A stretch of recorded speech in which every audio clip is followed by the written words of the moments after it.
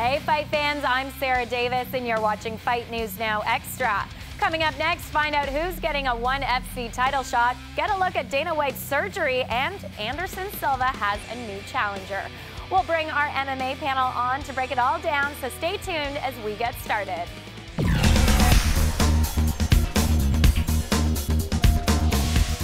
It's likely that we'll see former Dream lightweight champion Shinya Aoki fighting for ONE FC as soon as April.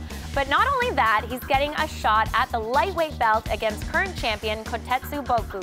In his latest video blog, UFC president Dana White let his buddy Nick the Tooth Gulo document his ear surgery for Meniere's disease. Although White's doctor didn't allow him to fly down to Brazil for UFC on FX7, you'll see that the surgery went A-OK. My pre-op surgery's in 20 minutes. Land, bro. How far? Just out that door. You can stand right at the edge of that hole. It's lights out for me right now? Alright. Alrighty, Doc. Jason, get the catheter. Just be cool. This is it. There you go. That's it, bro. That's where I cut the ear, right here. And I removed it. I pulled it off. Dropped it a few times. How does it feel? Pulled it off and dropped it a few times.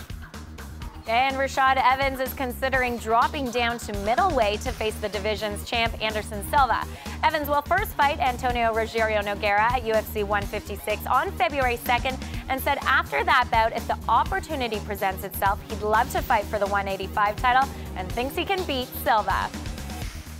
Those are your latest newsmakers from the combat sports world. Let's hear from our MMA panel, John Ramdeen and Robin Black. And guys, do you like the matchup of Evans and Silva? I absolutely do like this matchup. I think it makes sense.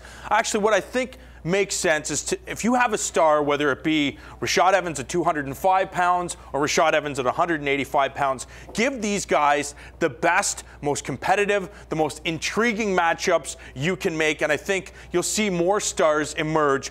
Don't focus on the weight class. Give these guys the best fights. And I think this fight with Anderson Silva, I think a lot of people will rally behind to want to see this fight. Yeah, man, you nailed that, brother, because Rashad Evans is a star. We all know who he is. The guy's made a ton of money. He's got a ton of fans. He's got a ton of haters, which is always good as well.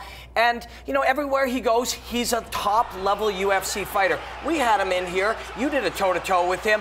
He was a very compelling guy outside of the cage as well. And at 100, and, you know, his story with John Jones, that's done now. You know, we've gone down that route and he lost. But against Anderson Silva, he may have a size advantage. He's very fast. He's very skilled. It's a nice matchup on paper, and it's an exciting matchup for the fans. Not just that. You look at some of the other matchups for Rashad Evans. I think a matchup between him and Chael Sonnen would be very engaging. I think a lot of people would love to see that because you got two wrestlers.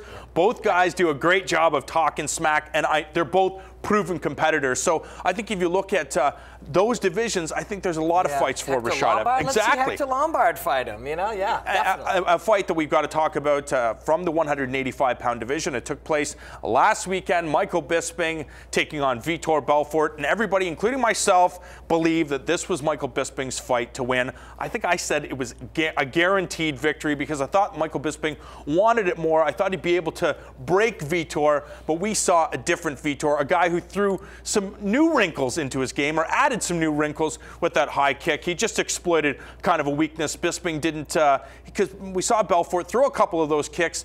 Bisping did nothing about it, and then Vitor capitalized. Yes, it was the head kick, but it was something, and you did guarantee a win. And I said if he was going to lose, there was a reason he would lose, and that was that he had never fought a southpaw in his, 15 or 17 UFC fights. Now, let's look back when he fought Dan Henderson. He kept moving to his left, going this way, until Henderson clocked him with the right hand.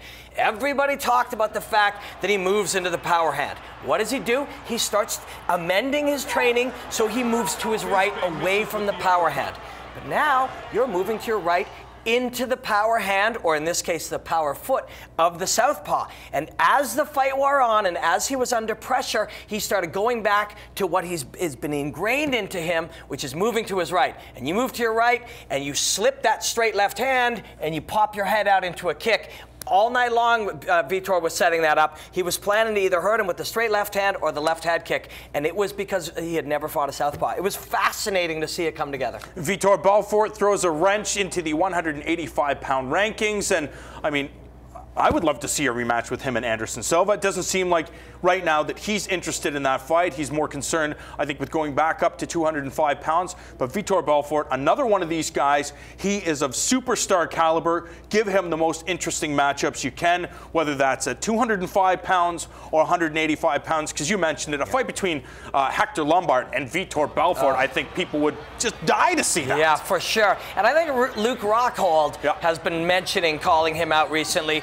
Now, Luke Rockhold has kind of called out about 8 guys, including Costa Philippou, him, Anderson Silva. You know, he believes it's his time. Yeah, I mean, he's got a nice haircut, and that certainly doesn't hurt. But I don't know, man. You can't call out everybody. You got to pick a guy, but I would love to see it.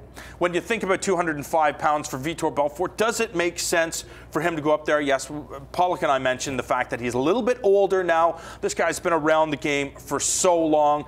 He's really accomplished so much. So I think for him to fight at 205 pounds, kind of a marquee division, makes the most sense, especially if you can get a fight with him and Shogun or him and Alexander Gustafsson. I think Belfort knows that 205 pounds is where he can probably make his mark. And of course, he wants that rematch with Jones. For sure. But like you said earlier, man, you got to go where the great matchups are between stars. And Belfort's a perfect example of that. Awesome at 85, 205, he'll take him where he can get him. And I think Vitor Belfort, Sarah, though, would be probably the most successful and most competitive in a division where he was once champion. All right. Well, we will take that into consideration, John. Thank you. All right. Make sure you have Fight Network with you at all times. Download our app for iPhone or Androids and find breaking news from the combat sports world. There's also videos, podcasts, blogs. You know, you can hear the latest analysis from those 2 guys over on the panel. And there's just so much on here that you can carry with you on your phone. All right, there's more to come right here on Fight News Now Extra. We're taking a look at what went down at Bellator 85 next.